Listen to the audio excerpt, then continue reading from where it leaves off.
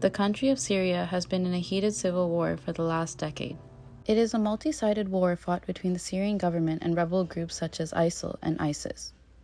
This ongoing battle has left thousands of people injured or killed, and even more civilians displaced from their original homes. These civilians now struggle for survival in humanitarian camps spread across the country in safe areas. Some choose to live their lives out in these humanitarian camps, but others choose to seek asylum in countries neighboring Syria or elsewhere around the world.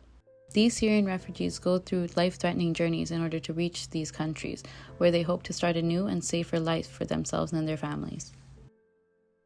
We want to show you these refugee struggles as they try to make their way to safety in our game. The risk for asylum. In the risk for asylum, 4 players control Syrian refugee families of 5 as they're trying to seek asylum. Each family story is shared by the 4 main characters in each family. First, we have Alia, who lived in Aleppo, Syria, but due to the war was displaced and now is seeking asylum in Damour, Lebanon. Alia has been traumatized by seeing all the dead bodies on the street as she made her way to asylum. Next, we have Shahid, who is also from Aleppo, Syria, and now seeks refuge for his family in Iraq. Shahid suffers from the trauma of hiding in a mountain for 8 nights while battles were being fought near their shelter. Our third main character is Shafak, who is now looking to leave Syria to try and find a new, safe place for their family to start a new life in Bekaa, Lebanon. She suffers from the trauma of not being able to achieve her future aspirations because her family is trying to seek refuge in another country. Lastly, our final character is Abdul, who has had to leave his home in Homs, Syria, to seek refuge in Amman, Jordan. Abdul lives with the trauma of losing his father, who was a civilian casualty in the war. He now has responsibilities of taking care of his mom, sister, and aunts that live with them. The game starts with everyone rolling a dice with whoever rolls the highest starting first, with the flow of play moving to the next player to the right. The starting player then takes 1 family member piece and places it on the yellow triangle to indicate they've started their journey. If a player rolls a 6, they're allowed to add another family member onto the board. If all family members are on the board, then the 6 becomes a regular movement. Players can choose which family piece they want to move up on the board to add a strategic element to the game. The goal of the game is to get as many family members to the asylum as possible, which is the green triangle at the end of each player's journey board. Players will come across different spaces as they make their way through the board.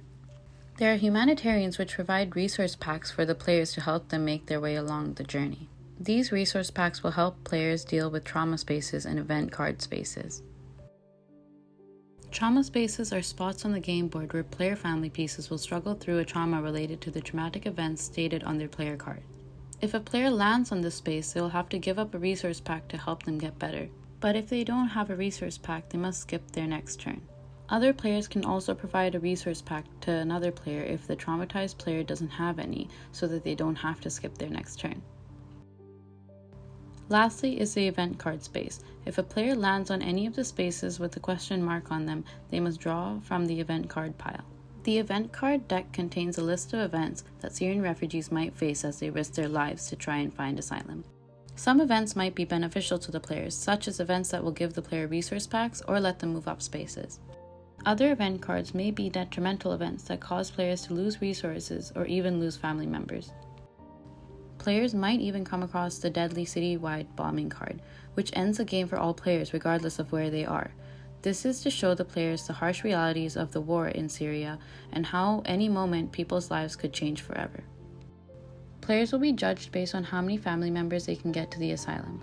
The more family members that get to safety, the better, with the ultimate goal of having all family members make it to the end of the game board. We want players to experience what it's like to struggle as a Syrian refugee and empathize with the journeys that they have to make to be able to live a normal life. By opening players' eyes to what these families face, we hope players will help take action and support these Syrian refugees as they try to find comfort for them and their families in new countries around the world.